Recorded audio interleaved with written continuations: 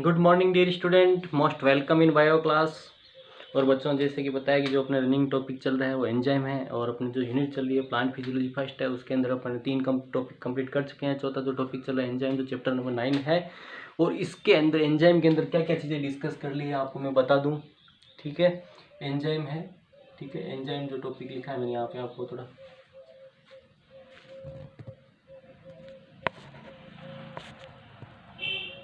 ठीक है, एंजाइम। तो एंजाइम के अंदर एंजाइम की परिभाषा, डेफिनेशन की बात की, history of the enzyme and then structure of the enzyme. We discuss about the structure of the enzyme, जो वेरी इंपॉर्टेंट थी। अभी जो बहुत महत्वपूर्ण टॉपिक के बारे में, जो एग्जाम की दृष्टि से बहुत इंपॉर्टेंट, डायरेक्ट कई बार क्वेश्चन पूछ लिया जाता है। ठीक है, 2 नंबर का एंजाइम के जो विशिष्ट गुण है उनके बारे में लिखिए। Specific properties of the enzyme उनको डिस्कस कर रहे हैं। तो एंजाइम की जो स्पेसिफिक प्रॉपर्टी थी, मैंने क्या बताया था बच्चों, आपको पॉइंट सारे के सारे याद करने हैं सबसे पहले, फिर उसके बारे में डिस्कस करेंगे। तो एक बार वापस मैं थोड़ा सा बताता हूँ, फिर जो हाथ से अपना जो स्टार्ट करना है वो पॉइंट जो कल के वीडियो लेक्चर में रह गए थे वो अपन आगे इसमें डिस्कस करेंगे। तो सबसे पहला जो बच्चों आता था वो आपने बात की प्रोटीन की नेचर होते हैं। एंजाइम जो होते हैं प्रोटीन की नेचर क्या होते हैं, along with the protein they also contain organic, inorganic and ions and others group of the substances mean में पाए जाते हैं। सेकेंड जो बात आती है कोलोइडल नेचर। ठीक है, enzyme are colloidal in nature because these are made up of protein, so that they provide the large surface for the substrate to reaction. ठीक है, क्या होती है, इनकी जो आकार होते हैं, साइज होती है, बहुत ही बड़ी होती है। इस वजह से क्या होती है, इनकी जो साइज होती है बड़ी होती है, इनकी जो लार्ज साइज होती है, लार्ज कोलोइडल नेचर की वजह से, because of the colloidal nature these are of large size, और लार्ज साइज की वजह से these provide the more surface area to the substrate to reaction, so that the reaction complete very fast. इसके बाद जो तीसरा जो पॉइंट आता है वो आता है स्पेसिफिसिटी क्या होती है, मतलब क्या होते हैं, जो एंजाइम होते हैं वो विशिष्ट प्रकार के जो स्पेसिफिक जो रिएक्शंस होते हैं उसी को कंप्लीट करवाते हैं। स्पेसिफिसिटी की बात करें, स्पेसिफिसिटी जो होती है 4 प्रकार की होती है। एब्सोल्यूट स्पेसिफिसिटी होती है, ग्रुप स्पेसिफिसिटी होती है, बॉन्ड स्पेसिफिसिटी होती है, और स्टीरियो स्पेसिफिसिटी होती है। ठीक है, बात करते हैं एब्सोल्यूट स्पेसिफिसिटी की, बात करते हैं ग्रुप स्पेसिफिसिटी की, बात करते हैं बॉन्ड स्पेसिफिसिटी और स्टीरियो स्पेसिफिसिटी। एब्सोल्यूट स्पेसिफिसिटी बच्चों आपको याद होगा, तो सब एंजाइम जो होते हैं वो एक विशिष्ट प्रकार की जो रिएक्शन होती है उसी को जो होते हैं एक सिंगल टाइप ऑफ रिएक्शंस होती है उसी को क्या होते हैं कैटलाइज करते हैं। एग्जांपल क्या था बच्चों, इसका जो एग्जांपल था ureas enzyme catalyse the hydrolysis of the urea only. ठीक है, जो यूरिया को ही हाइड्रोलाइज करता है। ये दूसरा था group specificity, in this type of enzyme catalyse the group of substance, catalyse the reaction of group of substances. ठीक है, ग्रुप ऑफ सब्सटेंसेस हो सकती है, जैसे बात करते हैं एग्जांपल कहता है इसको, hexokinase enzyme catalyse the hexose sugar, reaction of the hexose sugar कोई भी हो सकती है, फ्रक्टोज हो सकता है, ग्लूकोज हो सकता है, जो 6 कार्बन वाली जो शुगर होती है उनको सभी को, पूरे ग्रुप को ही ये एंजाइम कैटलाइज करते हैं, इसलिए ग्रुप स्पेसिफिसिटी। तीसरा था bond, the enzyme which have the bond specificity this catalyse the specific type of bond reaction. ठीक है, there recognise specific bond and act on it. ठीक है, उसके ऊपर जैसे एग्जांपल था इसका, ribonuclease enzyme hydrolyse the phosphodiester bond of 3 prime position of the pyrimidine base.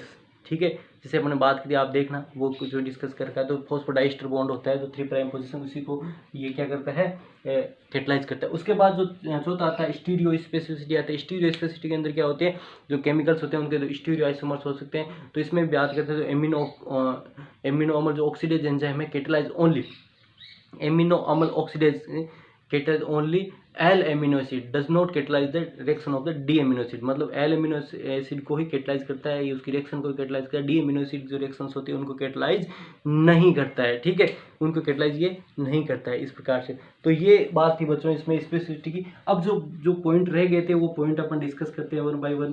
ठीक है, जो अपना चौथा जो पॉइंट था वो था आपके लार्ज साइज, जो अपन कल के वीडियो लेक्चर में डिस्कस नहीं कर पाए थे समय अभाव की वजह से। ठीक है, शॉर्टेज ऑफ द टाइम। सो आज बात करते हैं लार्ज साइज। चौथा जो पॉइंट आता है वो आता है लार्ज साइज।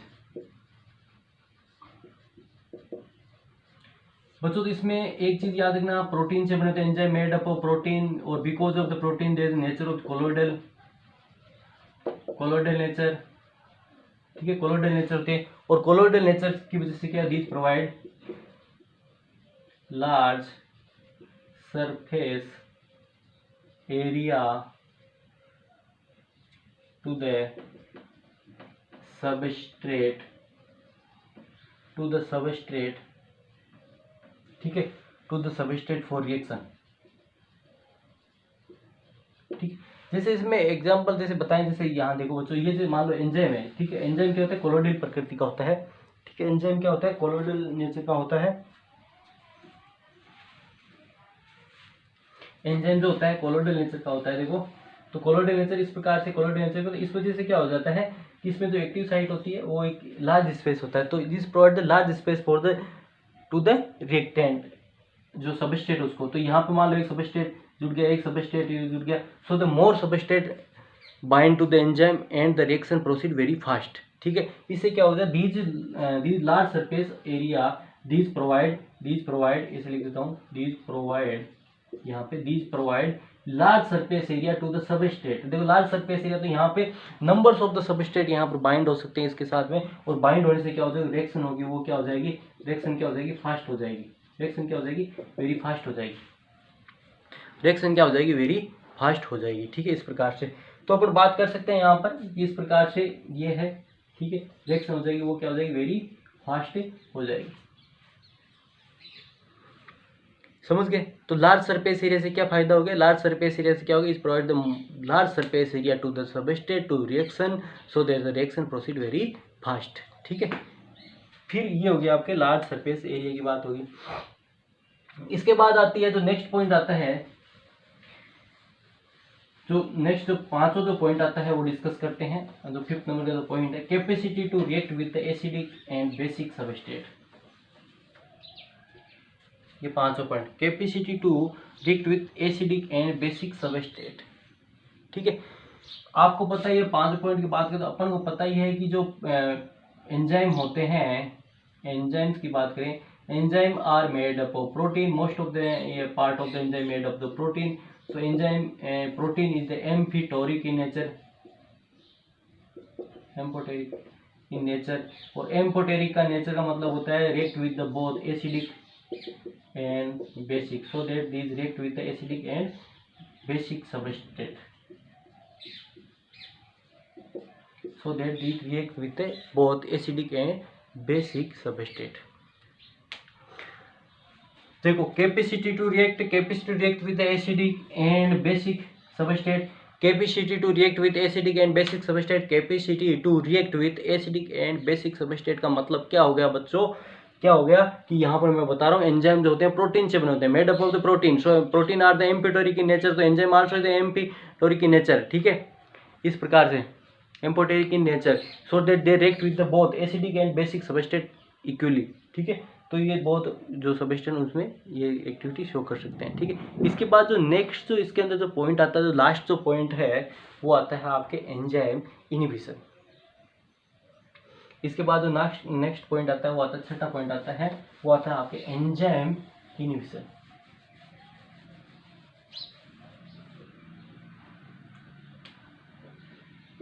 जो छठा पॉइंट है एंजाइम इनहिबिशन। एंजाइम इनहिबिशन का मतलब क्या होता है, the activity of the enzyme can be reduce with the help of a chemical substances. The activity जो होती है एंजाइम है,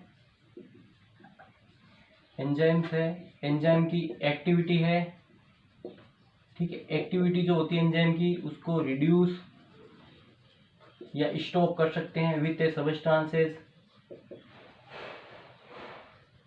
with A chemical substances, with a chemical, ठीक है, with a chemical, this chemical is called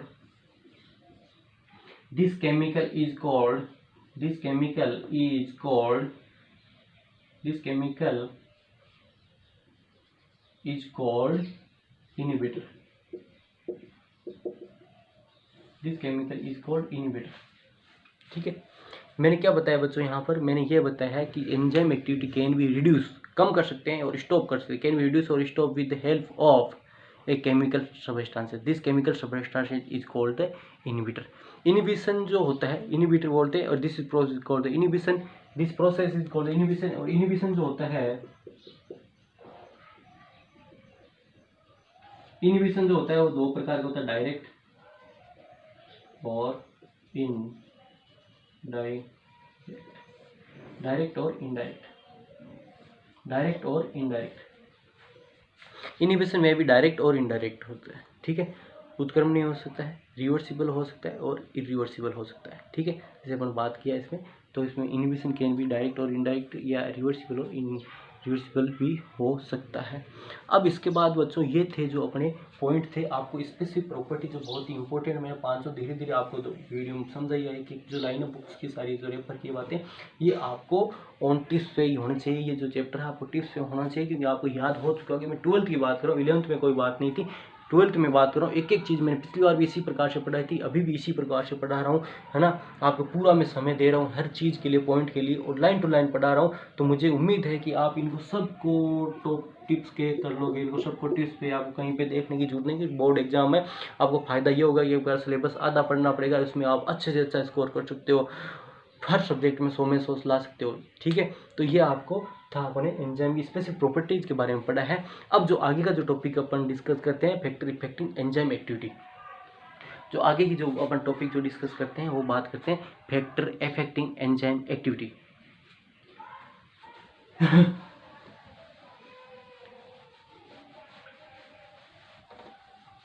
अब बात करते हैं फैक्टर इफेक्टिंग एंजाइम एक्टिविटी। अब बात करेंगे फैक्टर इफेक्टिंग एंजाइम एक्टिविटी। आपको पहले सारे पॉइंट याद करने हैं, जैसे मैं पॉइंट लिखूंगा पहले सारे, फिर 1 बाय 1 अपन डिस्कस करेंगे, कोई दिक्कत नहीं है, ठीक है। पहले सबसे पहले इनको पढ़ने का तरीका ये होता है, आपको सारे के सारे पॉइंट होते हैं वो याद होने चाहिए, ठीक है। सारे सबसे पहले आपको क्या होना है, सारे के सारे पॉइंट है वो याद होने चाहिए। तो सबसे पहले अपन जो टॉपिक लिख रहे हैं एंजाइम, ये अपना जो टॉपिक चल रहा है वो एंजाइम चल रहा है, ठीक है, ये है। तो बात करते हैं फैक्टर इफेक्टिंग एंजाइम एक्टिविटी, बहुत इंपॉर्टेंट है बच्चों। कई बार सीधा सीधा 3 नंबर का क्वेश्चन पूछ लिया जाता है, ठीक है, और बिल्कुल फोकट के नंबर है।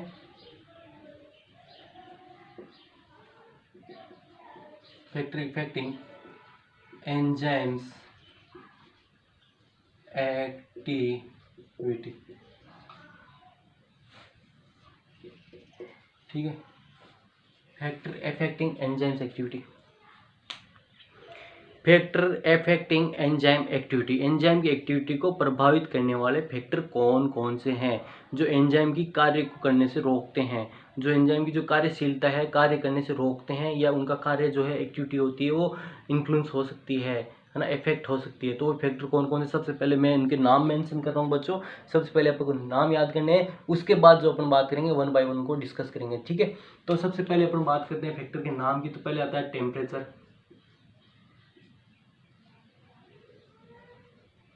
टेम्परेचर, ठीक है। दूसरा जो फैक्टर आता है वो आता है पीएच वैल्यू, पीएच वैल्यू दूसरा फैक्टर। थर्ड फैक्टर आता है वो आता है concentration of substrate,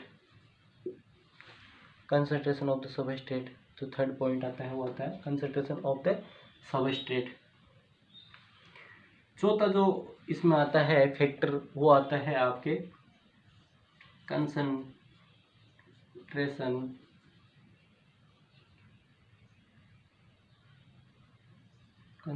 of enzyme, ठीक है, ठीक, कंसंट्रेशन ऑफ द एंजाइम, ठीक है।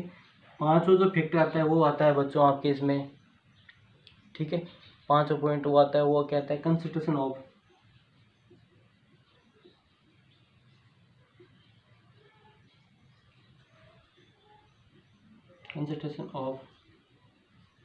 एंड प्रोडक्ट, ठीक है, concentration of the end product. और लास्ट जो पॉइंट आता है, आपने जो लास्ट पॉइंट है, जो छठा पॉइंट है वो कौन कौन सा है, देखो जो लास्ट पॉइंट आता है वो आता है एंजाइम इनहिबिशन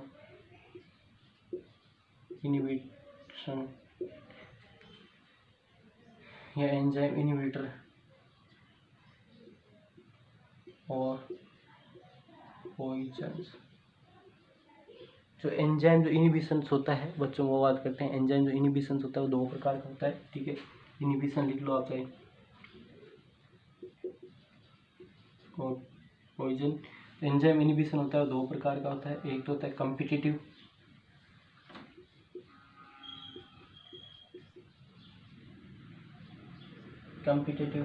इनहिबिशन,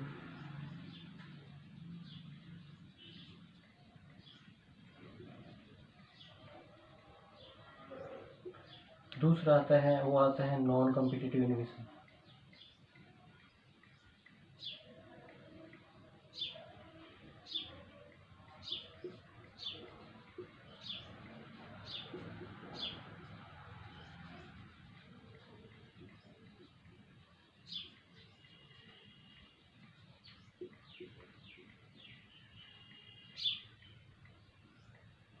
ठीक है, कॉम्पिटिटिव इनहिबिशन और नॉन कॉम्पिटिटिव इनहिबिशन। तो ये बच्चों पॉइंट है फैक्टर इफेक्टिंग एंजाइम एक्टिविटी। ये सबसे पहले आपको याद होनी चाहिए। ये सारे के सारे फैक्टर याद करो। पहले इनको पढ़ने का तरीका यही होता है कि सबसे पहले आपको फैक्टर याद होनी चाहिए, फिर इनके अंदर क्या है कुछ भी नहीं है, लिखना क्या है वो कुछ ज़्यादा विशेष नहीं होता है।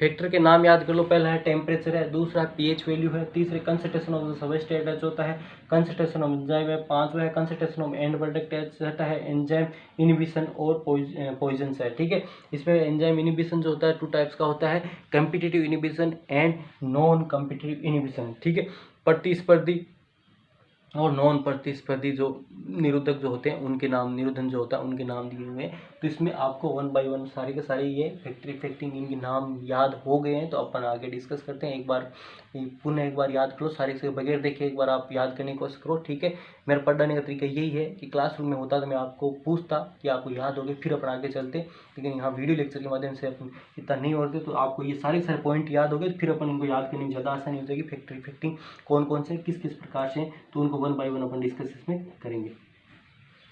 फैक्टर एक्टिंग पहला है टेम्परेचर है, पहला टेम्परेचर है, दूसरा पीएच वैल्यू होती है, कंसंट्रेशन ऑफ सबस्ट्रेट, चौथा कंसंट्रेशन एंड प्रोडक्ट है। ठीक है, और पांचवा जो है आपके कंसंट्रेशन एंड प्रोडक्ट हो गया, छठा है एंजाइम इनहिबिशन और पॉइजन हो गया। एंजाइम इनहिबिशन दो प्रकार के, कॉम्पिटिटिव इनहिबिशन और नॉन कॉम्पिटिटिव इनहिबिशन होता है। ठीक है, अब बात करते हैं पहले फैक्टर की बात करते हैं। अब 1 बाय 1 हम डिस्कस करते हैं इनके बारे में। तो सबसे पहले अपन बात करते हैं पहले फैक्टर की बात या टेम्परेचर की बात करते हैं। जो पहला फैक्टर वो है टेम्परेचर। ठीक है, पहला जो फैक्टर अपना आता है टेम्परेचर आता है। टेम्परेचर क्या होता है, क्यों बच्चों आपको पता है कि एंजाइम जो होते हैं, वापस वही लाइन बताऊंगा जो आपको पता है, एंजाइम जो होते हैं किससे बने होते हैं, प्रोटीन से बने होते हैं। एंजाइम क्या होते हैं, किससे बने हुए होते हैं, और जो प्रोटीन से बने होते हैं। और जो प्रोटीन जो होते हैं वो क्या होते हैं, सेंसिटिव होते हैं। प्रोटीन क्या होते हैं, सेंसिटिव होते हैं टू टेम्परेचर। ठीक है, ठीक है, सेंसिटिव तो होते हैं किसके, टेम्परेचर के प्रति, किसके प्रति सेंसिटिव होते हैं, टेम्परेचर के प्रति सेंसिटिव होते हैं। ठीक है, ये तो इसमें टेम्परेचर के प्रति सेंसिटिव होते हैं। तो सेंसिटिव होते हैं टेम्परेचर के प्रति, क्या होता है, एक ही इससे जो टेम्परेचर होता है उसी परास पे रेंज पे ये क्या होते हैं, है ना, the enzyme act on a specific range of temperature. या ऑप्टिमम जो टेम्परेचर होती है वो रेंज होती है। जो ऑप्टिमम टेम्परेचर रेंज है, तो ऑप्टिमम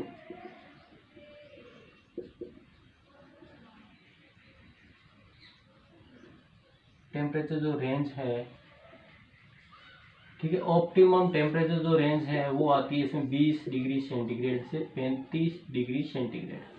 ठीक है, because enzyme are made up of protein are very sensitive to temperature, so they are sensitive to enzyme are also sensitive at the temperature for the temperature। तो इसमें क्या होता है, optimum range for the optimum range for the enzyme for the optimum activity या जो maximum activity, this range is 20 degree centigrade to 35 degree centigrade. कितनी होती है, 20 डिग्री सेंटीग्रेड से 30 डिग्री सेंटीग्रेड होती है ना, 20 degree centigrade to 35 degree centigrade होती है। एट दिस रेंज या in this range when we increase the temperature of 10 degree centigrade, ये इसी रेंज में 20 और 35 डिग्री के बीच में, 20 और 35 डिग्री के बीच में यदि अपन 10 डिग्री सेंटीग्रेड जो होता है टेम्परेचर बढ़ाते हैं, then reaction increase to half समझे। यदि अपन इसी रेंज के अंदर, मतलब क्या होगा, 20 डिग्री सेंटीग्रेड से 35 डिग्री सेंटीग्रेड के बीच में यदि अपन 10 डिग्री सेंटीग्रेड तापमान बढ़ाते हैं, मतलब 20 से अपने 30 कर दिया, 20 डिग्री था तो 20 से अपने 30 डिग्री की, तो रिएक्शन क्या हो जाएगी, रिएक्शन क्या 2 से 2.5 गुना हो जाएगी, रिएक्शन प्रोसीड टू हाफ। ठीक है, जो रिएक्शन हो जाएगी वो क्या हो जाएगी, 2 से 2.5 गुना हो जाएगी। ठीक है, इंक्रीज द एक्टिविटी या एक्टिविटी टू हाफ। ठीक है, दिस इज कॉल्ड, आपके बुक में नाम नहीं देगा, दिस को टेम्परेचर कोफिशिएंट, इसको क्या बोलते हैं बच्चों, ये 10 डिग्री बढ़ाया है, इसको क्या बोलते हैं, टेम्परेचर। बड़ी बुक में आप देखोगे वहाँ पर लिखा है टेम्परेचर कोफिशिएंट बोलते हैं, इसको क्या बोलते हैं, टेम्परेचर कोफिशिएंट बोलते हैं। मतलब ये जो प्रोसेस हुई है इसको ताप स्थिरांक बोलते हैं, हिंदी में टेम्परेचर कोफिशिएंट बोलते हैं। जब इस रेंज में when we increase the temperature in this range, 10 degree 10 degree centigrade temperature increase in this range, the reaction activity increase to half. ठीक है, टू हाफ। इस प्रोसेस क्या बोलते हैं, इसको क्या बोलते हैं, इसको क्या 10 डिग्री सेंटीग्रेड जो टेम्परेचर, इसको बोलते हैं टेम्परेचर कोफिशिएंट बोलते हैं। ठीक है, and we know that the enzyme are very sensitive to temperature. When we increase the temperature above the 35 degree centigrade, the enzyme become denaturate and the reaction become slow and stop. समझे। तो अपन ने, जब मैं बता रहा हूँ कि 20 से 35 डिग्री सेंटीग्रेड के बीच में होती है, इसमें क्या होती है, जब अपन इसमें 35 डिग्री से ऊपर बढ़ा देते हैं टेम्परेचर, 35 डिग्री सेंटीग्रेड से होता है एंजाइम जो होता है डीनेचुरेट हो जाता है, एंजाइम डीनेचुरेट हो जाता है, और जो रिएक्शन होती है, रिएक्शन क्या होती है, स्लो हो जाती है या स्टॉप हो जाएगी। ठीक है, रिएक्शन बिकम स्लो और स्टॉप, क्या हो जाएगी, रिएक्शन क्या डिक्रीज हो जाएगी या स्लो हो जाएगी। ठीक है, रिएक्शन क्या हो जाएगी, या तो बंद हो जाएगी या धीमी हो जाएगी। तो इस पर टेम्परेचर का ये फैक्टर होगा। तो टेम्परेचर फैक्टर में बच्चों एक चीज़ और बताना चाहूँगा, जो बड़ी स्टैंडर्ड बुक में दे रखी है, आपकी बुक में नहीं दे रखी, आपको याद, आपके दिमाग में होना चाहिए कि इसके अंदर अपने एक ग्राफ खींचते हैं। ठीक है, ग्राफ खींचते हैं तो इसमें बेल शेप्ड ग्राफ आता है, याद रखना। इधर टेम्परेचर लिख रहा हूँ, इधर वेलोसिटी लिख रहा हूँ, वेलोसिटी ऑफ रिएक्शन। ठीक है, वेलोसिटी ऑफ रिएक्शन। तो यहाँ पर जो मैक्सिमम आता है, ये मान लो 20 से 35 डिग्री सेंटीग्रेड में है, तो मान लो ये हो गया आपके 25, ये हो गया 30, ठीक है, ये 40, ये 45, ये 15, ये 10, ठीक है, ये 5, ये 0, इस प्रकार से टेम्परेचर रेंज है। तो इस पर बेल शेप्ड कर्व आता है। मतलब क्या होता है, पहले टेम्परेचर इंक्रीज होता है मैक्सिमम 30 डिग्री 35, और फिर क्या होता है, जैसे टेम्परेचर बढ़ेंगे जो रिएक्शन होती है वो स्लो डाउन हो जाती है, velocity of the reaction become slow. तो ये जो अपना पहला फैक्टर, दूसरा फैक्टर वो बात करते हैं तो पीएच वैल्यू। ठीक है, तो ये अपन जो आगे की कक्षा होगी उसमें डिस्कस करेंगे, अभी समय थोड़ा अपने पास नहीं डिस्कस पाए थे समय में, तो ये आगे की जो फैक्टर, जो आगे की वीडियो लेक्चर में हम डिस्कस करेंगे। आप यहाँ तक टेम्परेचर जो है बात है, तो आगे की वीडियो लेक्चर में इसको पूरा डिस्कस करके फिर आगे का जो मोड ऑफ एंजाइम एक्शन उसके बारे में पढ़ेंगे। तो धीरे धीरे अपन इसको डिस्कस करते हैं। जितने भी मैं टॉपिक पढ़ा रहा हूँ ये इस तरीके से पढ़ा रहा हूँ ताकि आपको अच्छे से याद हो जाए, आप इसको अच्छे से लर्न कर लो, ताकि आपको घर बैठ के पढ़ने या वीडियो लेक्चर के माध्यम से असुविधा थोड़ी बहुत आपको हो रही है उसमें आपको फायदा मिल जाएगी, जितना पढ़ रहे हो आपको याद हो जाए। ठीक है।